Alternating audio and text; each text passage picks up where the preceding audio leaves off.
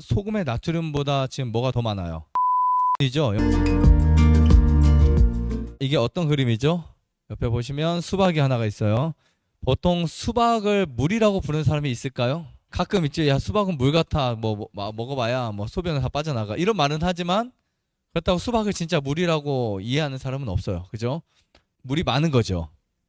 수박을 보니까 90%가 무엇으로 되어 있어요? 물로 되어 있다. 그죠? 하지만 수박을 물이라고 부르지 않은 이유는 수박의 물 외에 중요한 여러 가지 것들이 들어있기 때문입니다. 자, 마찬가지로 염화 나트륨을 뭐라고 말할 수 없다. 이게 오늘 핵심 키워드예요. 물론 우리가 기본적으로 소금 하면 염화 나트륨, 염소 이온과 나트륨 이온의 결합체라고 표현할 수 있습니다. 근데 그게 이제 사람이 만든 거예요. 일반적으로 정제염의 성분을 그대로 갖다 놓는 게 염화 나트륨이에요. 염화 나트륨인데 그건 좀 우리가 좀 이걸 좀 줄여서 그냥 나트륨 이런 표현을 하죠. 나트륨 섭취가 많아 하면 그냥 일반적으로 소금 섭취야 이렇게 생각하시면 돼요. 그리고 보통 염소 이온, 나트륨 이온 두 가지가 결합된 것을 일반적인 것은 소금이라고 해요. 저도 뭐 그렇게 표현할 때가 많이 있어요. 제 강의 중에서는 뭐 염화 나트륨을 소금이라고 표현하기도 하고 나트륨을 소금이라고 표현하기도 하고 뭐 이거는 일반적으로 한 거고 좀 여러분들이 딥하게 물어보신다면 이걸 좀 더 뭐 시험을 봐야 되니까 정확하게 알고 싶다면 염화 나트륨이 소금이다. 이게 정답은 맞아요. 이건 일반적으로 일반 학설적으로 그리고 정의를 내린 부분이라고 볼 수 있어요. 그래서 여러분 그 사전이나 이런 데 소금 치면 염화나트륨 써 있을 거예요. 그런데 저는 오늘 빨간색 염화나트륨을 뭐라고 말할 수 없다? 소금이라고 말할 수 없다. 이 부분을 조금 말씀드릴게요. 그리고 여기 앞으로 제가 말씀드린 자료에서 약간 퍼센티지가 약간의 변화는 있을 수 있어요. 그래서 78%, 75% 이런 표현들을 할 수 있는데 왜냐하면 수분을 결합한 것과 뺀 것이 다를 수 있기 때문에 그거는 여러분들이 아까는 78%인데 왜 75%지 이런 부분이 있고요. 그리고 우리가 어떤 비율에서는 정확하게 78점 몇 퍼센트나 77점 뭐 00 몇 퍼센트 이렇게 있지만 다 생략을 하고 말씀드리는 부분이니까 약간 그 부분이 좀 다를 수 있어요. 자, 여기서는 가장 좋은 소금의 염화 나트륨이라고 표현을 썼어요. 자, 바닷물을 증발시켜서 남는 것을 뭐라고 불러요? 그냥 아주 쉽게 말하면 우리 예전에 자염 있죠. 자염은 끓여서 만든 거잖아요. 그죠? 그러니까 바닷물이 증발돼서 남는 물질 소금이다. 이렇게 표현하고 있어요. 근데 굉장히 오래 걸리죠. 오래 걸리거나 이제 그것을 만들기 위해서 많은 공정이 필요합니다. 이렇게 만들어진 소금의 염화 나트륨은 몇 퍼센트일까요? 답이 써 있어요. 78%. 그러니까 염화 나트륨이에요. 그죠? 염도가 염화 나트륨. 네. 염화 나트륨은 78%. 그러면 나머지 22%는 무엇일까? 네, 다른 미네랄 혹은 수분일 수 있어요. 네. 근데 문제는 이 이온 교환막을 이용한 정제염은 22%에 해당하는 미네랄을 제거한 후에 대부분 염화나트륨의 소금을 만들어 소금이라고 부르게 된 것입니다. 우리가 100이라고 하는 이 퍼센테이지에서 보통 이제 정제염은 몇 퍼센트예요? 염화나트륨이 98%, 99%. 100은 없어요. 왜냐하면 수분이 결합되어 있을 수 있으니까. 그래서 이제 거의 90 몇 퍼센트라고 표현하고 있어요. 97, 8, 9 이렇게. 그리고 미네랄을 제거한 후에 염화 나트륨만의 소금을 이제 보통은 정제염이라고 표현을 하는데 자, 여기에서부터 이제 문제가 생기죠. 근데 우리가 이런 기본적 원리를 알아야 돼요. 그래야 소금이 무엇인지, 나트륨이 무엇인지, 그 다음에 염소 이온이 무엇인지를 좀 알 수 있습니다. 다시 보시면 지금 원래 소금의 비율을 따지면 바닷물이에요. 소금의 원료는 그죠? 그럼 우리가 산에 가면 암염도 있고요. 뭐 지하나 이런데 그 돌로 된 암염들. 그런데 사실은 그 물 같은 경우에 바닷물이 응축돼서 생긴 확률이 가장 높고요. 염화 나트륨의 78%와 기타 미네랄이 22%. 근데 이 염화 나트륨의 비율이요. 염소 이온 6에 해당하는 47%. 그리고 나트륨 이온 4에 해당하는 31%가 결합됩니다. 그러면 몇 퍼센트가 돼요? 78%가 돼요. 이때 우리가 섭취하는 나트륨은 사실은 30%. 얘는 미네랄 소금인 경우에요. 미네랄 소금인 경우에 이제 우리가 나트륨 섭취율이 한 31%, 3분의 1을 나트륨 섭취한다 이렇게 보시면 됩니다. 그런데 여러분 생각해 보시면 그러면 소금의 나트륨보다 지금 뭐가 더 많아요? 비율적으로 가장 많은 게 뭐죠? 소금의 가장 많은 거. 염소 이온이죠. 염소 이온. 맞죠? 우리가 근데 소금 하면 나트륨으로 알려져 있지만 왜냐하면 나트륨은 짠맛이라고 강하게 인식돼 있어서 그래요. 근데 사실은 염소도 짠맛에 해당이 됩니다. 이거는 이제 몇 년 전 그 학자들과 지금 학자들이 다른 견해를 갖고 있는데 지금 염소 이온이 짠맛을 더 강하게 띈다 그래요. 띄어서 오히려 나트륨보다 염소가 짠맛을 더 강하게 낼 수 있다 이렇게 볼 수 있고요. 그 다음에 이 두 개의 결합에 의해서 어떻게 보면 정상적인 소금이 이제 만들어지는 거죠. 뭐 우리가 식용에 사용할 수 있는 소금들. 자, 그럼 천일염의 실제 염도는 어떻게 될까? 한번 이것도 계산해 볼까요? 천일염의 실제 염도는요 97% 이상으로 적혀 있어요. 나중에 여러분 소금 파는 데 가서 그 포대나 이렇게 보시면 97% 이상이라는 표현 많이 보실 거예요. 근데 이제 100에서 97%가 소금이라고 한다면 나머지 3%는 뭐가 될까요? 둘 중에 하나 미네랄 아니면 수분이에요. 보세요. 여기서 수분을 제하면 나머지 미네랄은 1에서 2%가 돼요. 천일염이 축축한 천일염이 있어요. 포대 담아서 그죠? 약간 물기가 많은 거 그러면 97% 이하가 될 수 있겠죠. 수분이 많으니까.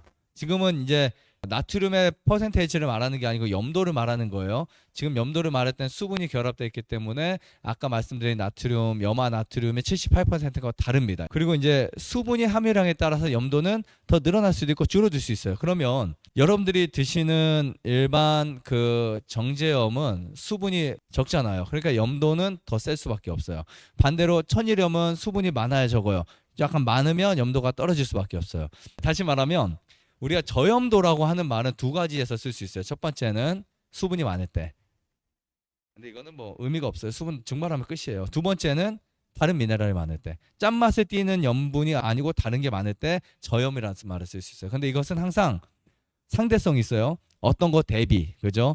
정제염 대비 저염도, 천일염 대비 저염도 라는 표현을 쓸 수 있는데 천일염은 수분을 빼내면 사실은 그렇게 저염이라고 볼 수는 없습니다. 그리고 우리가 입으로 맛을 보았을 때 짜 하면은 다 짠 것을 느낄 수 있지만 전혀 달라요.